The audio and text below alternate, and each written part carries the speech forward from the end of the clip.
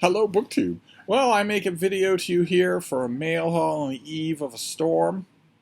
Yesterday, I would have thought that storm was going to strengthen to a Category 1 hurricane. This is Henri we're talking about. And make landfall just a bit to the east of Long Island and then roar its way up southern New England, hitting Boston with a good deal of strength. But then I unplugged for the evening and I read all night long. And then when I plugged back in the morning, I saw what I think is a very different picture. I myself don't think that Boston will be affected by this weather at all.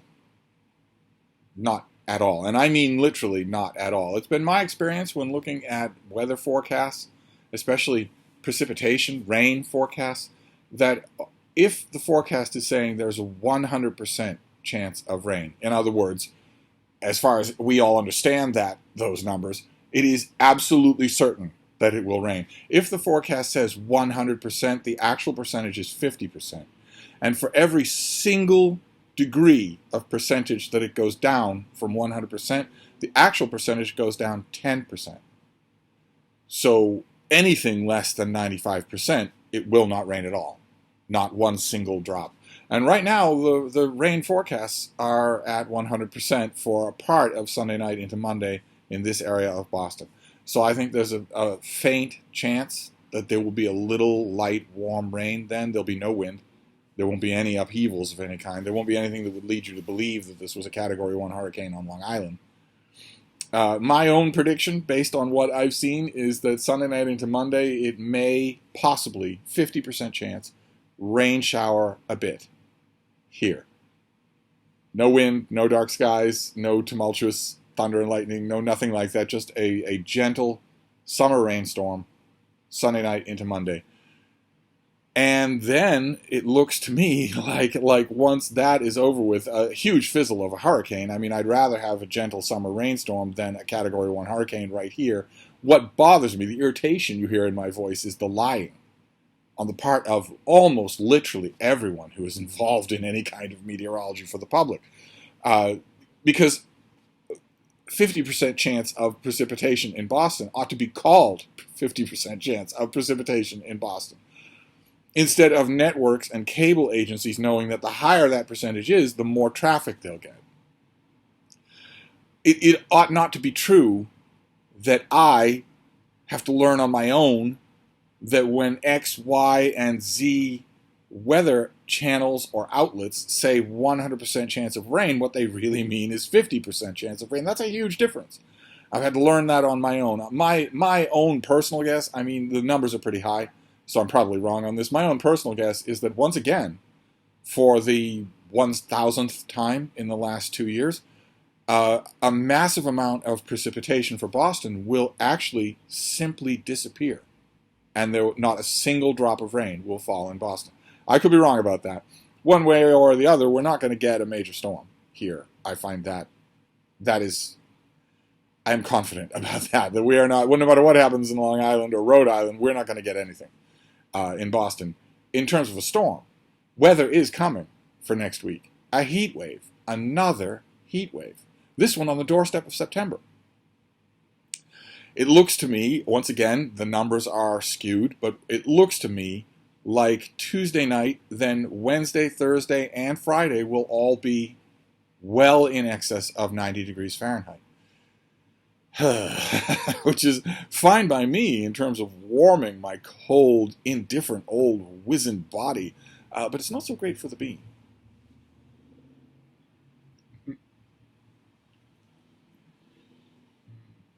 So pretty. The bean doesn't like hot weather, and she isn't old enough yet to restrain herself and keep herself cool. I did what I could yesterday. I should have Instagrammed the whole workup. I did it once before. I used a plastic mail tub, one of those white plastic mail tubs. I just put that in the sink and fill it with sudsy water, the shampoo and the warm water and whatnot. And then this is not with all my other dogs are bigger, so they had to be washed in the bathtub. Frida, I can pick her up in one hand, so I just put her in that tub. We had a bath yesterday, and she knew perfectly well what was coming. She could hear the tub filling with water while she was laying right there on the couch. Then I walked in here, spread my arms, and she walked right to me. She knew perfectly well what was going to happen, and either was resigned enough, just a very good girl, or remembers that she very much likes the after effect. We haven't had a bath in a few weeks. The water in the tub when we finished was gray. All that dirt was on my baby until I washed it off. So I gave her a bath, and then we toweled off, and I'm hoping that helps a little in the hammering hellscape of heat and humidity that's coming. But so that's your perforce weather update, is that I don't believe there's going to be any. I don't think there's going to be any weather in Boston. My own prediction is that not a single drop of rain will fall, and that the increase in wind would not be sufficient to dry a tear. I could be eating those words 2 days from now. Monday afternoon, I could be saying, wow, well, that was something. I don't think so. I don't think so at all. There's a huge proportion of diminishing returns with the data that I have seen on weather, where if I see that something looks like a 100% certainty, then there's a real good chance it won't happen at all. Not even a fraction of it will happen. But my heart goes out to the people who are in the direct path of this hurricane, unless all of the weather services have simply been lying about all of it, in which case Long Island will get just a wet night on Sunday. And no beach erosion, no super swells, no nothing like that. No warnings, no red letters, no nothing like that. If everybody has been lying, or if, I guess, there's also a chance that this storm will just catastrophically decrease in strength, in a way that physics doesn't allow for, but that the meteorologists occasionally have to account for the fact that the continent-sized superstorm that they were warning everybody about for 3 days, usually it happens in the winter with blizzards, but happens all the time. Sometimes meteorologists have to account for the fact that continent-sized storm literally vanished overnight, when the amount of energy necessary to make it disappear, not lessen, but vanish from the radar, is enough energy easily to rip the planet apart. So I don't know what's going on there. And if that happened, well, then my heart doesn't even need to go out to Long Island, because they'll be fine. But in the meantime, today we have mail. We have 3 packages. Now that my weather rant is over, we can see what we have here. It is today, on the eve of the storm, it is blastingly hot and humid. So in a little bit, probably after this video, the Bean and I are going to go on what would ordinarily be, before this time of heat waves, our long walk for the day. One long, rambling, willing to get lost, let's find a new path, walk until we're tired route. And that isn't going to happen. I can't remember the last time that happened. It won't be safe. It's way too hot and humid outside, so I will be getting hairy looks. Oh, fantastic. Oh, great. This is an author I love. Great. This is The Wrong End of the Telescope by Rabi Alameddine. His name came up just recently in a fantastic duo team-up that I did with my friend Sam on this channel, where we talked about his book, An Unnecessary Woman, which is really, really, really good. I wonder... okay, so Wrong End of the Telescope got a star review from Publishers Weekly. It has a whole bunch of other blurbs. I don't know that he's the type that will get blurbs for anything else. No. Okay, so this book, for instance, this hardcover, I don't have a date, I don't have a sheet on it, but this hardcover does not have blurbs for all of his other books, including An Unnecessary Woman, which got a lot of blurbs. What is this one? So from National Book Award finalist Rabi Alameddine comes a transporting new novel about an Arab-American trans woman's personal journey among Syrian refugees on a Greek island. Mina Simpson, a Lebanese doctor, arrives at the infamous Moria refugee camp on Lesbos after being urgently summoned for help by her friend who runs an NGO. Alienated from her family except for her beloved brother, Mina has avoided being so close to her homeland for decades. But with a week off work and apart from her wife of 30 years, Mina hopes to accomplish something meaningful with her return. When a boat finally crosses, she meets Sumaya, a fiercely resolute Syrian matriarch with terminal liver cancer. As Mina prepares a course of treatment with the limited resources on hand, she confronts the circumstances of migrant displacement as well as her own constraints in helping them. Okay, well, if it were any other author, or most other authors, I would be ranting right now about how slumming that plot summary sounds, how blackface it sounds. What have we got? A trans character in 2021. We've got refugee crisis in 2021. We've got massive wealth disparity in 2021. We've got questions about ready healthcare in 2021. I'm amazed that the dust jacket copy didn't mention Donald Trump by name, so we could just have the whole gamut.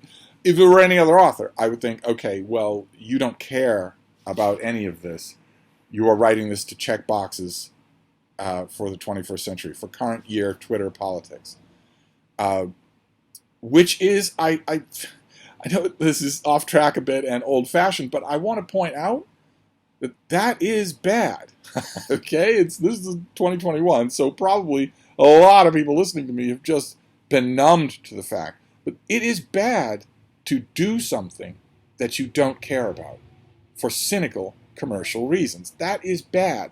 And if we're going to give a hierarchy to this kind of hypocrisy, I would say that it's extra bad if you're a writer. It would, if this were the kind of thing that I'm sort of summoning here, it would be very bad. It would be very bad to write such a blatantly, cynically opportunistic grab bag of 21st century, 2021 Twitter political topics. If it were anyone else. If it's this author, his credit in the bank of Steve could not be higher, so sock it to me. It's just this author's credit is incredibly high, so I'm not suspecting him of anything, but the main character is trans. The main character is from a 30-year marriage. The main character is going to a Syrian refugee camp. The main character is dealing with huge wealth and healthcare disparities. Is there going to be room? I guess even with this author, my question is there going to be room anywhere in that for a novel? This is a novel. It says so right on the cover. Is there going to be room anywhere in that for the actual art of storytelling? Or is it just going to be way, way too much hand-wringing, blue-check fact-dumping about all these things that you, the reader, are a bad person because you don't care about enough? That would be how this would be handled with a lesser writer. We'll see how this writer does it. I'll check. I bet this is a September release. And September is amazingly right around the corner. So any September releases are going to go on the September pile, and I can certainly read them now. But I would do that anyway, because I love this author. So I will put this on the docket for tonight, unless these next two packages change my mind. So let's see what this next one is. Oh, no. Oh, my. Okay, this next one is we have ARCs, advanced reader copies. We have finished copies. We get finished copies all the time. That's what this is. This is exactly the same as what you'll buy in the store. We have bound galley pages where someone at the publishing house wants let's say, a reviewer or an editor to see the book, but there aren't any ARCs yet. So they will take the pages, have them printed out, and have them bound at a copy shop or in the shop down in the basement of the building or whatever. And then we have this. then we have this. This is almost less than that. This is almost just unbound galley pages coming to me in a sandwich of disposable hardcover. This will be great. I can make bookmarks out of these. That'll be great. This is it's a bound galley, but it's very preliminary, and I don't quite know why, because I know that actual finished ARCs of this book are available. They've gone out to reviewers. Maybe they're just all gone out. This is Immortals. This is The Lincoln Highway, a novel by the author of Gentlemen in Moscow and also The Rules of Civility. I had an electronic advance of this thing, and now I have the paperback advance. I don't know that this is going to tell me anything. Ordinarily, that's what happens with these extremely advanced copies, is that they won't tell you anything. They don't. On an ARC, all the information that you need will be printed on the back, what the book's about, and especially when it comes out. But with this thing, no, I'm not getting anything at all. No plot description, no nothing like that. and I'm not sure that I could do the plot justice. Well, we do have this, the Transcontinental Highway. We do have that. Let's read a bit from the first section of the book, which is Emmett, one of the characters in the book. June 12th, 1954. The drive from Salina to Morgan was 3 hours, and for much of it, Emmett hadn't said a word. For the first 60 miles or so, Warden Williams had made an effort at friendly conversation. He took a few stories about his childhood back east and asked a few questions about Emmett's on the farm. But this was the last they'd be together, and Emmett didn't see much sense in going into all of that now. So when they crossed the border from Kansas into Nebraska and the warden turned on the radio, Emmett stared out the window at the prairie, keeping his thoughts to himself. When they were 5 miles south of town, Emmett pointed through the windshield. You take that next right. It'll be the White House about 4 miles down the road. That is not in quotation marks. That is set off with a dash. The warden slowed his car and took the turn. They drove past the McCusker place, then the Andersons, and with its matching pair of large red barns. A few minutes later, they could see Emmett's house standing beside a small grove of elms about 30 yards from the road. To Emmett, all the houses in this part of the country looked like they'd been dropped from the sky. The Watson house just looked like it had a rougher landing. The roof line sagged on either side of the chimney, and the windows framed were slanted just enough so that half the windows wouldn't quite open and the other half wouldn't quite shut. In another moment, they'd be able to see how the paint had been shaken right off the clapboard. But when they got within 100 feet of the driveway, the warden pulled to the side of the road. Emmett, he said, again, no quotation marks, just a dash, with his hands on the wheel, before we drive in, there's something I'd like to say. For the young men who come to Salina, he began, whatever series of events has brought them under our sphere of influence is just the beginning of a long journey through a life of trouble. They're boys who were never given much of a sense of right or wrong as children and who see little reason for learning it now. Whatever values or ambitions we try to instill in them will, in all likelihood, be cast aside the moment they walk out from under our gaze. Sadly, for these boys, it is only a matter of time until they find themselves in the correctional facility at Topeka, or worse. What I'm getting at, Emmett, is that you are not one of them. We haven't known each other long, but from my time with you, I can tell that the boy's death weighs heavily on your conscience. We don't know what that is, but you get the story. No one imagines what happens that night reflects either the spirit of malice or an expression of your character. It was an ugly side of chance. But as a civilized society, we ask that even those who've had an unintended hand in the misfortune of others pay some retribution. Of course, the payment of retribution is in part to satisfy those who've suffered the brunt of the misfortune, like the boy's family. But we also require to be paid as part of the benefit of the young man who was the agent of misfortune, so that by having the opportunity to pay his debt, he too can find some solace, some sense of atonement, and thus begin the process of renewal. Do you understand me, Emmett? So that is the way the Lincoln Highway begins. It begins with a character talking to one of the main characters in the book, and the character who's doing all that talking doesn't sound remotely human. Doesn't sound remotely like anyone would ever say, like a way that anyone would even talk. Even a warden who's given that speech, we get the impression many times before. And those of you who remember, not so much Rules of Civility, but Gentlemen in Moscow, will remember that affectation on this writer's part. There are many, many characters, including one of the main characters in Gentlemen in Moscow, who don't talk like a person. They talk like people in a book. And you get more of that in this, but I'm looking forward to giving it another try. I'm not sure. I didn't read the whole thing in ebook. I got distracted because I knew it was down the line, and I'm not sure how sturdy this will be. I'm not sure how sturdy this will be to give it a read. I might wait for the finished copy of this to give it a really thorough, pencil in hand read. However, in addition to being a super sexy YouTube influencer, I am also a book section editor. And I would be happy to have one of you review this. Is there an Amor Tolls fan out there? Aside from Olive, at a book Olive, I think she already has a copy of this. But if you would like me to send you this thing, this Bound Galley, which doesn't have any metadata at all, if you'd like me to send you this, maybe you're a fan of this author and would like to give this a try, I bet this is a September release.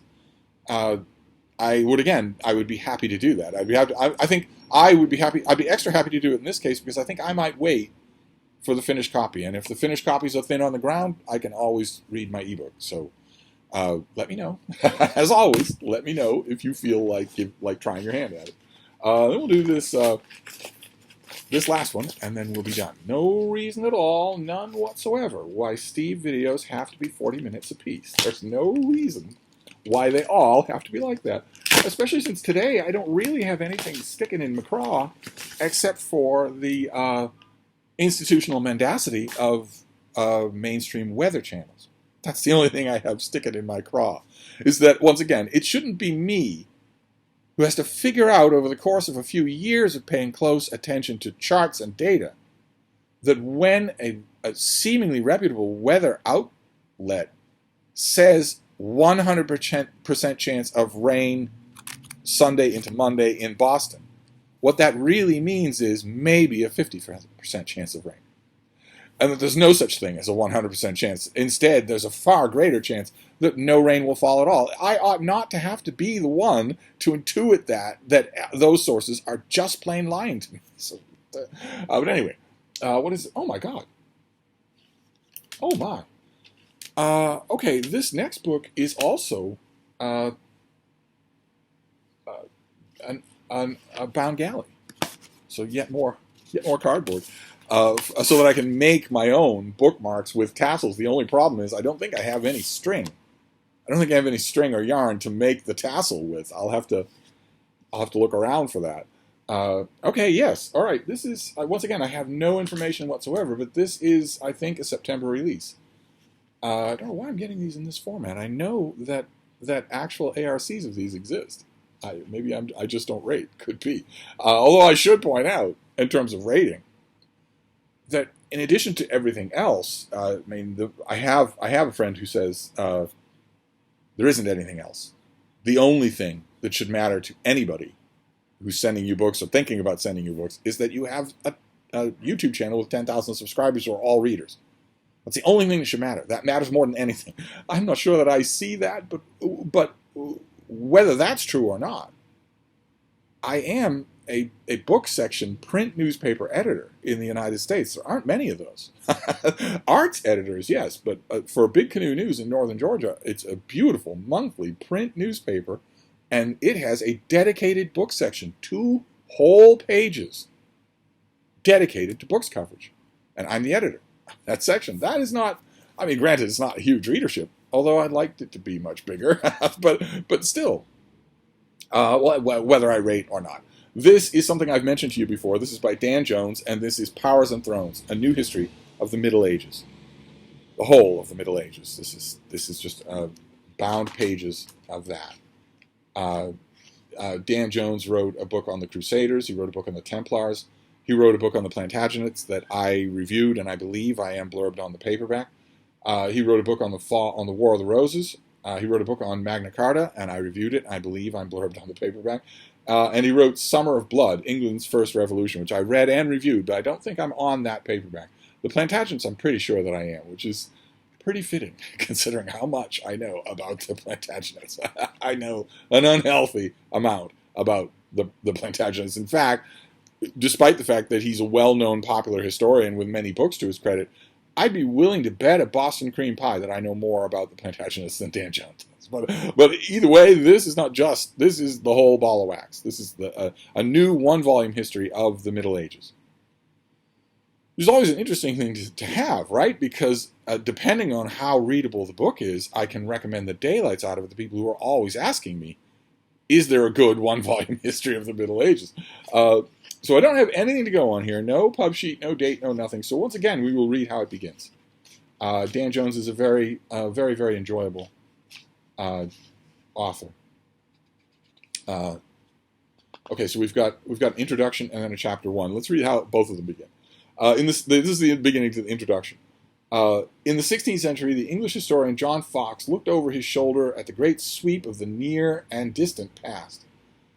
History, thought Fox, or ecclesiastical history, which was the stuff that really mattered to him, could be sliced into 3 great chunks.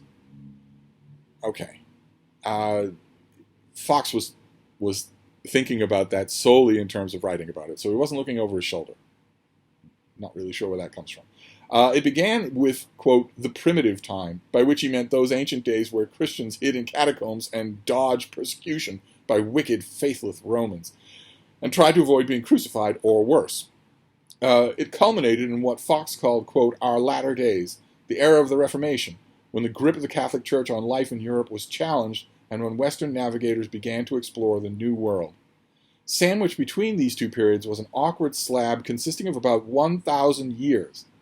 Fox called this the Middle Age. It was, by definition, neither fish nor fowl. Okay. All right. So Dan Jones is probably alluding there, it's probably implying there that Fox was the originator of the term Middle Age. And neither fish nor fowl is a cliche. But nevertheless, in broad outlines, that is correct, right? History typically gives you roughly 1,000-year stretch from maybe the Romans leaving England to the fall of Constantinople, or maybe the beginnings of the Renaissance, or something like that. I think that it sounds like he's talking about the Reformation as his guidepost. So let's read the beginning of chapter 1. Oh, all right, and chapter 1 is called Romans. So I guess we can guess where he's going to start his account. They left the safety of the road and tramped out into the wilderness, lugging the heavy wooden chest between them. How their limbs must have ached as they carried it some 2 miles across uneven landscape, for the box, while only a meter in length, was well built, densely filled, and sealed with a large silver spring lock. To move it any distance required at least 2 people or a small cart, for crate and contents together weighed half as much as a person. But the value of the goods inside far exceeded the cost of a human being. An enslaved person imported from Gaul, brought across the British Sea, and converted into cash in the markets of London might in those days cost 600 denarii, assuming he or she were fit, young, and either hard-working or good-looking. 600 denarii? For a single slave? Oh, well, anyway, let's move on. This was no small price, around twice an ordinary soldier's annual wages. But if it was a lot, it was also nothing at all for an elite citizen of the Roman Empire in the 5th century A.D. Inside the oak box that creaked as they hiked across the gently sloping countryside was a fortune sufficient to pay for a whole household of enslaved people. The precious load inside the oak case included nearly 600 gold coins known as solidi. These jangled against 15,000 silver siliquae and a couple of handfuls of random bronze pieces. The coins were stamped variously with the faces of emperors from 3 dynasties, the most recent of them the ill-fated usurper Constantine III. Nestled among the coins were even greater treasures, an assortment of gorgeous gold necklaces, rings, and fashionable body chains designed to cling to the curves of a slender young woman's body, bangles etched with geometric patterns and lifelike hunting scenes, tableware including silver spoons, and pepper pots in the shape of wild beasts, ancient heroes, and empresses. Elegant toilet utensils including silver earwax scrapers and toothpicks made to look like long-necked ibises, bowls, beakers, and jugs, and a tiny elephant ivory pyx, the sort of trinket that a rich man like Aurelius Ursinicus, whose name was etched into many of them, liked to buy for refined women like the lady Julianne. Okay, and this just goes on and on. This just goes on and on. You're writing a history of the Middle Ages in one volume that is 636 pages long. This just goes on and on. These are novelistic details. These are atmospheric details. And a writer like Dan Jones owes a large part of his commercial success to his willingness to put this sort of stuff in this history. Some of you watching this video will be already tapping your toes with impatience. And you will probably mutter to yourself, you can certainly tell it to me, that you have very little patience with this kind of history writing. That this kind of history writing seems, in a way, condescending. And then, in a way, I would agree with you. There is certainly no chance whatsoever that Dan Jones would indulge in this kind of stuff if he were writing a monograph for peer review. None whatsoever. He would know in a monograph, even a book-length monograph, that he doesn't have the time to indulge in this kind of stuff because it is ultimately meaningless. It is designed to put a face on history, but you don't have to put a face on history if you're telling history well. So how long does he go on? the bustle of the busy road. At the dawn of the 5th century AD, Britain was the farthest flung part of the Roman Empire, superpower with a glorious history stretching back over a millennium. Okay. Still dealing with Ammianus Marcellinus. Decline and fall of the Western Roman Empire is a historical phenomenon that has exercised modern historians for centuries. For the legacy of Rome remains with us even to this day, stamped into language, landscape, law, and culture. And if Rome still speaks to us in the 21st century, its voice rang even louder during the Middle Ages, the period that this book aims to chronicle and explore.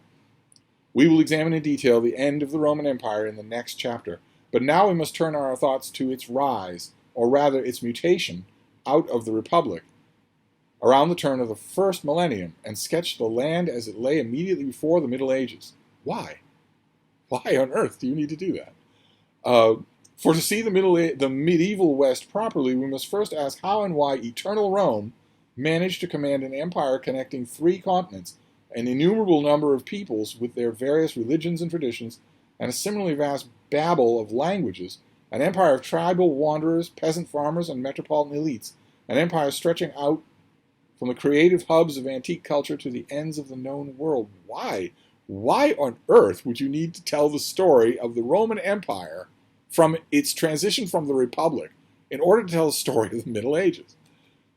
That were almost... Okay, well, let's... Rome officially became an empire on January 16th in the year 27 BC. Okay. By the time Augustus died on August 19th, AD 14, the grand old age of 75, the Roman Empire had been vastly and dramatically expanded. Okay, boom. You get a map. Okay, we have Livy, we have Horace, we have Virgil. Okay, so what if we were to go... this chapter is called Romans, after all. So what if we were to go to the beginning of chapter 2? I said this would be a short video, but now I'm invested in the book. Some of you have actually been present in the room when this happens to me. This happens to me every day, where I will be idly flipping through something, and I'll start to get my blood up, and I'll start to get a scent of something, whether it's something sweet or it's something that's dying that I can chase down. And some of you have actually been in the room. One old friend of mine has seen me do this for years during visits over here, and has said, you know, I'm used to it now, but the first few times you see such a thing, it's kind of creepy.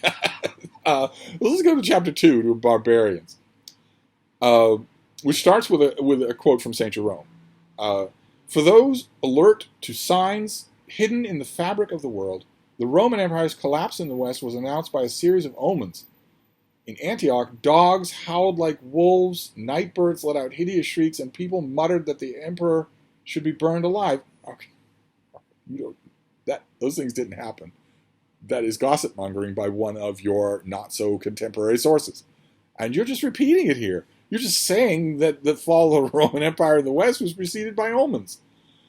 Omens. There's no such thing as omens. What on earth is a historian doing talking about? Well, let's move on just a little bit more, then we'll stop. In Thrace, a dead man lay in the road and fixed passers-by with an unnerving, lifelike glare, until after a few days the corpse suddenly disappeared. And in the city of Rome itself, citizens persisted in going to the theater, an egregious and insanely sinful pastime, which, according to one Christian writer, practically invited the wrath of the Almighty. Human beings have been superstitious in all ages. Yeah, but we aren't now, or we're not supposed to be. That dead man didn't do that. The body didn't disappear. And we're especially good at adducing portents when we have the benefit of hindsight. Hence the opinion of the historian Ammianus Marcellinus, him again, who looked back on the end of the 4th century into which he was born and reflected that this was a time when fortune's wheel, which is perpetually alternating prosperity and adversity, was turning fast. Okay, so we're in the 370s. Okay, we're in the 370s by chapter 2. So we're dealing with the Huns, and we're mostly detailing the historian Ammianus Marcellinus, who is fairly okay to read, but I would much rather, they evidently struck balance as a reasonable fudge, and according to sources including Ammianus Marcellinus, he was delighted with the outcome, but no other sources say he was delighted, just him. Okay, well, I would much rather that Dan Jones were spending that time at the beginning of this book. If he's gonna go, nudge up to Ammianus Marcellinus in the high school cafeteria and just be best buddies, I'd rather he spent this time, instead of telling me about an ornate chest full of the price of a whole household full of slaves, it was owned by one man. I'd much rather that he tell me about Ammianus Marcellinus, tell you about this one historian. How reliable is he? What's his story? What were his sources? I'd much rather that. I wonder if he does that at the very end. Does he do that at the very end? Does he talk about his sources at all? The final chapter is called Protestants. No. Okay, there's a large amount of notes, and they're very closely packed. And it's page after page. So maybe a note about sources is forthcoming. Definitely, I'm sure, a bibliography is forthcoming. Right? Let's take a look here. I shouldn't be doing this on camera, but this is what I do with new books that I get.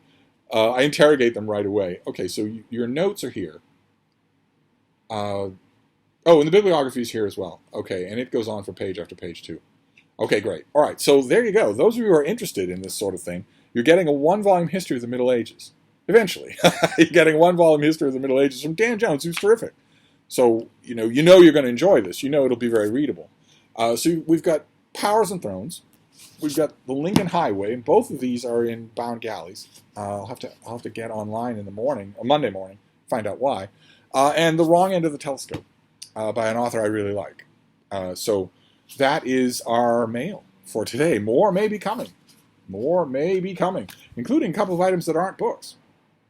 A couple of items that are in the mail. Before you start sending me boxes of scorpions, the items that are coming that are not books are not tech. Okay? They are not tech. No laptops, no iPads, no iPhones, no Chromebooks, no nothing like that. There are a couple of other items that are coming. One of them is tangentially book related, so if I get that, I'll definitely want to open it and talk about it on camera, because I know there are people who will like me to talk about it. But for now, this is all the mail that we have. Pretty good stuff. One piece of fiction, but a novelist I like, and two pieces of fiction, two novelists that I like, and one work of popular history. So if there's more mail, I will haul up the camera and we will talk about it. But in the meantime, now begins the struggle. Now I must try to take the little princess on a walk, and I must carefully judge, is it long enough to exercise her and keep her interested and get her a little bit tired without overheating her? Not so much the heat you have to worry about today, it's the humidity. It's just it's not all that hot today. It is going to be hot next week, but it's still warm, and the warmth is force multiplied 1,000 times by the fact that the normal process of evaporation that would cool your body are much hampered when it's this humid. You just want to lay down. That's all. So we will see how that struggle faces me today. I console myself by telling myself that in 2 months, it'll be cooler. It'll be cool in the mornings. It'll be cool at night. Maybe even actively cold in the mornings. And I'll be looking back on this, and I'll be missing it. So I'm going to wrap this up, but I will be back. Thank you, Book 2.